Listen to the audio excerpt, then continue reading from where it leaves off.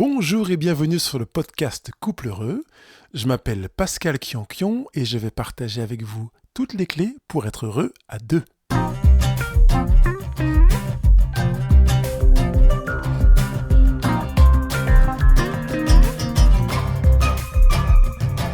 Aujourd'hui, nous poursuivons avec les 10 erreurs à éviter quand vient la dispute. C'est la suite de la semaine dernière. Bonjour, nous avons choisi de faire la suite, en tout cas de faire ce sujet en 2 fois parce que déjà la semaine dernière, on avait largement dépassé le quart d'heure et qu'on était à la 4e, il en manquait encore quelques-unes pour arriver à 10, bien entendu. Je vous laisse faire le calcul.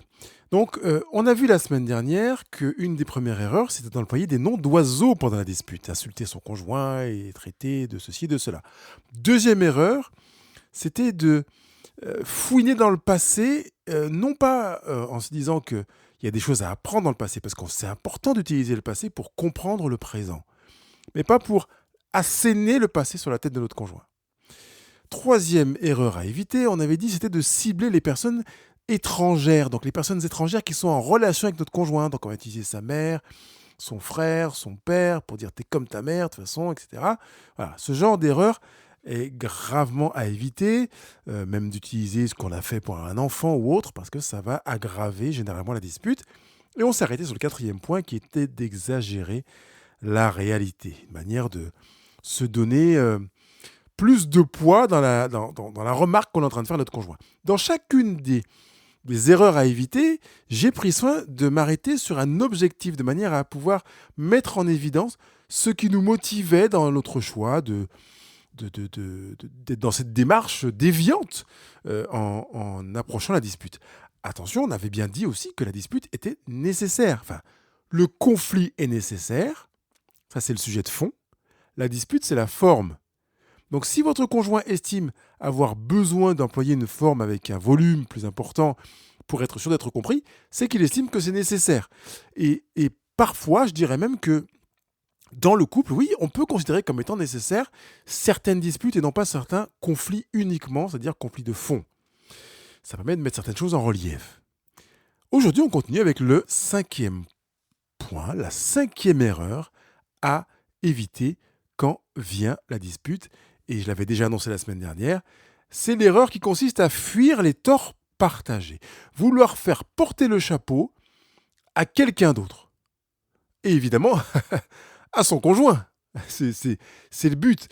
C'est une manière de viser, c'est là l'objectif, le gagnant-perdant. En fait, on va veiller consciencieusement à faire en sorte que le conjoint estime qu'il est perdant. C'est à cause de toi que j'en suis là. En fait, c'est vraiment toi qui es le responsable ou le fautif dans la situation. Ce qui serait mieux, c'est de faire que chacun porte sa responsabilité. Parce que, à vrai dire, de manière rationnelle, je ne connais pas de conflit dans lesquels seulement un des conjoints est responsable. Alors certains vont dire, mais si, ça existe, parce que ma femme, voilà, je vais prendre le cas cliché un peu courant, c'est ma femme qui a fait ceci, qui a fait cela, je lui avais demandé ceci et cela, elle ne l'a pas fait correctement, donc c'était quand même normal qu'on se dispute. J'avais donc raison. Il y a ça qui tapit derrière cette démarche-là. Alors, contrairement à ce que d'autres disent, que vous pouvez trouver dans certains bouquins, je dirais que oui, vous pouvez avoir raison. Et l'autre peut avoir tort. Ça peut être aussi l'inverse, c'est-à-dire que vous pouvez avoir tort et que votre conjoint a raison. Seulement, au moment du conflit, quand la charge émotionnelle est présente en plus, et qu'on est donc non plus dans un conflit, mais dans une dispute, plus encore s'il y a de la colère, qu'il y a une déception forte, etc., c'est pas à ce moment-là qu'on est en mesure de savoir si on a raison. D'autre part, ça n'est pas du tout aidant dans le conflit de se poser la question de savoir est-ce que j'ai raison ou est-ce qu'il a tort ? Absolument pas, parce qu'on est dans une approche qui devient de plus en plus irrationnelle, puisque plus la charge émotionnelle est importante, et plus l'approche relationnelle devient irrationnelle. Mieux vaut donc abandonner cette approche-là de se dire qui a raison, qui a tort, et travailler dans une dynamique dans laquelle on va avoir les torts partagés.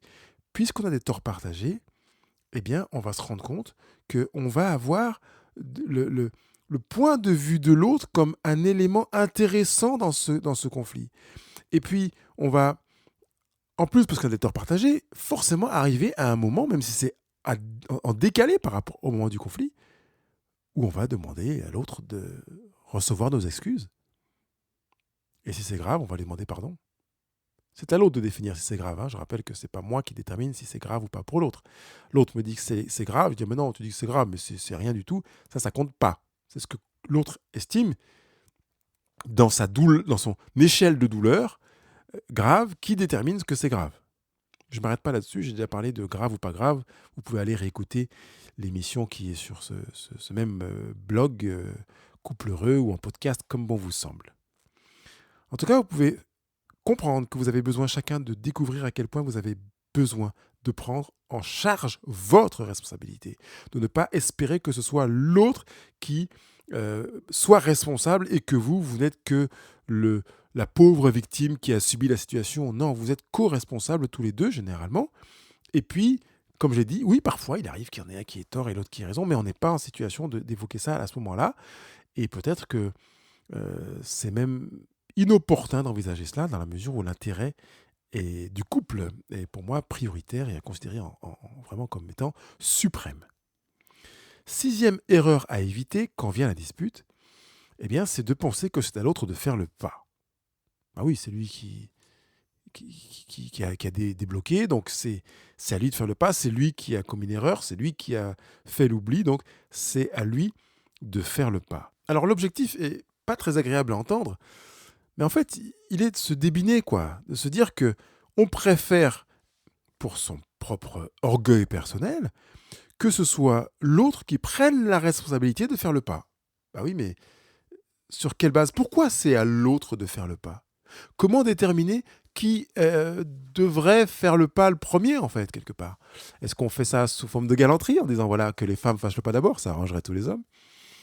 Et puis, ou est-ce que... Non, en fait, je vais le faire de manière très, très sérieuse. Il n'y a pas de règle pour faire le pas. Vous pouvez utiliser un jeu, peut-être, si bon vous semble, en vous disant, voilà, une fois sur l'autre, on fait le pas, ou pour éviter que ce soit toujours moi qui fasse le pas, qu'on ait l'impression de subir cette injustice. D'ailleurs, j'ai prévu d'enregistrer une émission sur cette impression de disparité de justice dans la vie conjugale. Trouver un moyen, soit de vivre une parité, en vous disant, ben voilà, les jours pairs, c'est toi qui fais le pas, les jours impairs, c'est moi qui fais le pas. Attention, les petits filous qui vont se dire, allez, puisque les jours impairs, c'est elle qui fait le pas, je vais essayer de ne me disputer que les jours impairs. Non, ça ne marche pas comme ça. Mais trouver un moyen pour qu'il y ait une parité si vous avez besoin d'une parité. Mais cessez de faire preuve de gaminerie en imaginant que c'est à l'autre de faire le pas et de faire preuve d'un orgueil déplacé, surdimensionné, en vous disant que vous n'avez pas à faire le pas. Ce n'est pas celui qui a eu tort qui doit faire le pas, parce qu'on vient de dire qu'il n'y a pas de question de tort ou pas tort. Ce n'est pas le moment d'envisager ça. Donc, trouvez un moyen pour faire en sorte de faire le pas et d'aller dire « Écoute, je suis désolé, excuse-moi, etc. » Pour ma part, à chaque fois il y a conflit, il devrait y avoir un pas fait d'un côté ou de l'autre, non pas forcément de celui qui a eu tort, encore une fois, j'insiste, mais le pas de la réconciliation. C'est pas forcément pour présenter des excuses, mais c'est pour dire, allez, on avance, qu'est-ce que tu en penses? Où est-ce que tu en es dans ta souffrance? Et qu'on soit en mesure de faire ce pas pour commencer à reconstruire ou à continuer à construire. 7e erreur à éviter quand vient la dispute, c'est de refuser de différer l'objet de la dispute. Ça veut dire qu'on est en train de se prendre la tête parce qu'il y a vraiment quelque chose qui ne va pas. Le fiston est rentré beaucoup plus tard que prévu. Moi, je trouve ça inacceptable. Puis ma femme me dit, mais non, ça va, Pascal, écoute, c'est toi qui as eu peur. etc. Non, moi, je trouve pas normal, c'est un manque de respect, etc. Et si ma femme se rend compte que je ne suis pas en mesure d'être en maîtrise de moi-même et que c'est plutôt ma peur ou ma colère qui est en maîtrise de moi, c'est génial parce que du coup, on est dans un partenariat. Mon conjoint se rend compte que je n'arrive pas à être en maîtrise. Eh bien, elle va peut-être proposer que l'on diffère, en disant, écoute, j'entends ta souffrance, je te propose de reparler de ça à tête reposée. Qu'est-ce que tu penses de le faire demain soir? Parfois même de différer la prise de décision par rapport à la situation. Mon fils est arrivé beaucoup plus tard que prévu et j'ai eu très très peur. Je veux prendre une décision sanction. Mon conjoint peut tout à fait me dire, écoute, là, je vois que tu es émotionnellement assez chargé, très en colère, déçu et triste. Et ben, je te propose de ne pas prendre de décision maintenant, mais de différer ta prise de décision. Qu'est-ce que tu penses de le faire demain, matin, midi ou soir? Voilà. L'objectif, quand on refuse de différer, eh bien, c'est de fuir une nouvelle dispute ou même carrément de fuir le sujet. Une manière de se dire, en fait, je me suis manifesté en mécontentement, en tristesse, en déception, en frustration, en colère. Eh bien, j'avais raison, donc je ne veux pas en reparler, je ne veux rien entendre, je ne veux rien apprendre, je ne veux pas, je veux pas évoluer en fait. Je veux rester aussi minable que je l'étais avant et voilà, c'est dommage de se coucher pas moins bête. C'est vraiment refuser de différer, c'est passer à côté d'une opportunité d'apprendre quelque chose sur soi-même, d'apprendre quelque chose de l'autre et puis de pouvoir se projeter après avec quelque chose de plus mature. Parce que quand on a différé et qu'on a donc baissé la charge émotionnelle, eh ben on voit tout simplement plus clair. Si on se rend compte que malgré l'effet différé, on n'y voit toujours pas assez clair parce que la charge émotionnelle est encore élevée, on peut redifférer. Mais ne redifférons pas 10 fois, quoi. Voilà, on diffère 2 fois, on diffère une troisième fois, mais après, on se met en face du sujet en disant « Je suis responsable de mes émotions, je suis responsable de mes actions et de mes réactions. Par conséquent, je vais faire face à la situation sans plus différer et je fais en sorte que on puisse en parler à tête reposée. » Huitième erreur à éviter quand vient la dispute, c'est justement d'avoir peur de la dispute. L'objectif quand on a peur de la dispute, c'est de fuir le conflit pour avoir l'impression que notre couple ne vit pas de conflit. Et ça nourrit une fausse croyance qu'on a déjà évoquée lors de la première erreur à éviter en cas de conflit. Parce qu'en fait, on passe à côté de l'opportunité d'utiliser le conflit pour apprendre à se connaître. Se connaître, ça veut dire naître l'un avec l'autre. Je vous renvoie vers l'émission qui s'intitulait Disputez-vous, mais disputez-vous bien, parce que vous avez tout intérêt à comprendre l'intérêt des conflits, l'intérêt des disputes et l'impossibilité de vivre sans dispute. Donc si vous avez peur de la dispute, manifestez-le, verbalisez-le, dites à votre conjoint, écoute, j'ai peur de la dispute, j'ai peur des conflits. Et prenez connaissance de votre peur pour essayer de comprendre à quel point une peur ne peut pas servir pour prendre une décision raisonnable et pérenne. Une peur est utile pour prendre une décision immédiate. Vous avez peur que le chien vous morde, vous sautez au plafond, vous partez, vous vous mettez sur la table, vous montez sur un poteau dans la rue, je ne sais pas, que le chien ne vous morde pas. Mais vous n'avez pas, à partir de votre peur des chiens, à construire une attitude qui va vous amener à repérer les poteaux dans la rue de manière à ce que si un chien passait par là, vous puissiez y gravir. Nouvelle stratégie installée dans votre comportement. Surtout pas. Donc, n'utiliser la peur du conflit ou la fuite comme moyen de construction est un leurre. On ne construit pas avec une émotion désagréable qui soit peur, colère, tristesse, honte. La seule émotion avec laquelle on construit vraiment, c'est l'amour. Les autres émotions ont pour objet de nous permettre de nous alerter sur quelque chose qui ne va pas, qui nous déçoit, qui nous frustre, qui nous attriste, qui nous inquiète, qui nous empêche, etc. pour qu'on puisse utiliser l'émotion amour pour construire. Neuvième erreur à éviter quand vient la dispute, c'est l'emploi de fausses excuses. C'est aussi un moyen objectif de fuir ses responsabilités. Donc voilà, on va utiliser des fausses excuses en disant oui, tu sais, j'ai fait ça, mais. Voilà. Quand vous entendez que vous avez besoin de mettre cette virgule et ce mais à la fin de votre phrase, vous êtes en train de chercher de fausses excuses. Tu vois, en fait, je me suis mis en colère. Oui, je suis désolé, mais quand même, il faut dire que tu as poussé le bouchon. C'est une fausse excuse. Surtout que par rapport à une émotion, quelle qu'elle soit, c'est toujours vous qui êtes responsable de la colère. C'est toujours vous qui êtes responsable de votre émotion. C'est jamais votre conjoint. Vous ne vous mettez pas en colère parce que votre conjoint. Vous vous mettez en colère parce que vous.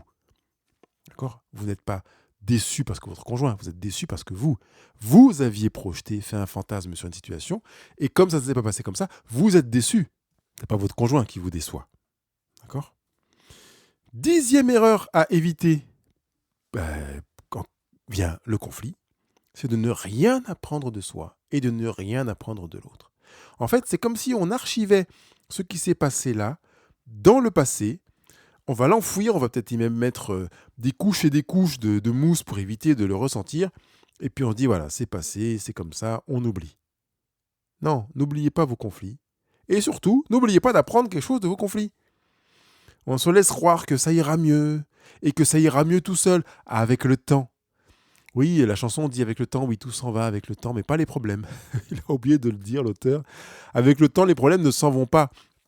Quand vous avez un conflit, et qu'en plus c'est attaché à une valeur peut-être de l'un ou de l'autre, mais que c'est plus ou moins important dans votre vie conjugale, si vous le laissez là sans rien faire et que vous espérez que le temps y fera quelque chose, vous vous racontez des salades, vous vivez dans le monde de Disney ou des bisounours. Deuxièmement, vous savez, vous pouvez vous préparer à ce que ça vous revienne à la figure à un moment où vous n'êtes pas prêt à le recevoir. Parce qu'en fait, un conflit non traité va se greffer sur des conflits à venir. Donc, ne rien apprendre de soi et de l'autre autour du conflit, c'est très dommage. Utilisez vos conflits comme des opportunités pour apprendre de vous, pour apprendre de l'autre, pour apprendre du couple, pour apprendre de la relation humaine, pour apprendre à demander pardon, apprendre à reconnaître vos erreurs, apprendre à reconnaître vos limites, apprendre à reconnaître vos besoins, apprendre à regarder votre conjugalité avec plus d'honnêteté, apprendre à découvrir ce que vous ignoriez et que vous avez minimisé peut-être, apprendre à reconnaître que ce que vous avez fait n'est pas forcément aussi bien que ce que vous pensiez, ou bien même c'était top pour vous, mais c'est pas parce que c'est top pour vous que c'est bien pour votre conjoint. Vous avez beaucoup d'opportunités pour apprendre des choses. Donc profitez de ces conflits pour apprendre, s'il vous plaît. Ne tombez dans aucune des 10 erreurs quand vous êtes dans une dispute. Aucune. Si vous avez de la difficulté dans une de ces erreurs et que vous avez l'impression d'être embourbé, allez sur la page. Vous n'êtes pas seul pour prendre rendez-vous avec moi de manière à ce que je vous accompagne. Parce qu'il y a des actions simples et accessibles que vous pouvez mettre en place pour faire en sorte de sortir des ornières de ces 10 erreurs à éviter quand vient la dispute. C'est beaucoup plus difficile d'en sortir quand vous l'avez installé en vous depuis des décennies, depuis des années. Mais ce n'est pas parce que c'est difficile que ce n'est pas possible. Si vous voyez que vous avez une de ces 10 erreurs ancrées en vous, attaquez, levez-vous les manches et c'est parti. Allez, je vous souhaite du bonheur. En écoutant cette émission, vous avez appris quelque chose ou vous avez simplement aimé cette émission parce que vous avez trouvé des choses enrichissantes, eh bien partagez s'il vous plaît. Ne gardez pas pour vous ce que vous avez appris qui est génial. Deuxièmement, allez mettre vos 5 étoiles sur les réseaux sociaux, Apple Podcast, Google Podcast et mettre des commentaires sur le blog Couple Heureux.